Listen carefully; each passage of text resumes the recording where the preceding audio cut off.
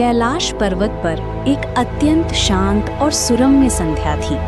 महादेव ध्यानमग्न थे और पूरा वातावरण शिवमय था। तभी माता पार्वती वहां आई और उनके मन में एक कौतुक जागा। उन्होंने खेल खेल में पीछे से आकर भगवान शिव की दोनों आंखें अपने कोमल हाथों से बंद कर दी।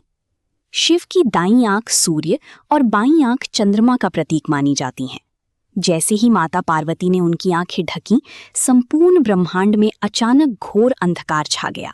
सूर्य की ऊष्मा समाप्त हो गई, सृष्टि की गति ठहर गई और त्रिलोक में हाहाकार मच गया।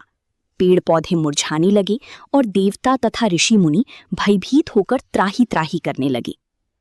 महादेव संपूर्ण जगत की इस पीड़ा को तुरंत समझ गए। वो अपनी अर्धांगिनी के इस प्रेमपूर्ण और चंचल कृत्य को बलपूर्वक रोकना नहीं चाहते थे, लेकिन सृष्टि की रक्षा करना भी उनका परम कर्तव्य था। ब्रह्मांड को इस अचानक आए संकट से उबारने के लिए शिव ने एक ऐसा कदम उठाया जो इससे पहले केवल उनके भयंकर क्रोध का प्रतीक माना जाता था। उन्होंने अपने मस्तक पर स्थित अपना तीसरा नेत्र खोल दिया, परंतु इस बार उस नेत्र से प्रलयंकारी अग्नि या विनाश की ज्वाला नहीं निकली।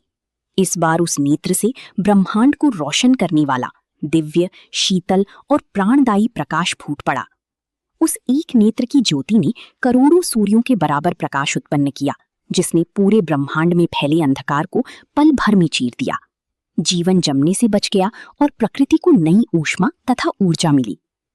ये अद्भुत प्रकाश देखकर माता पार्वती हैरान रह गईं और उन्होंने तुरंत शिव की आंखों से अपने हाथ हटा लिए। महादेव ने मुस्कुराते हुए उनकी ओर देखा।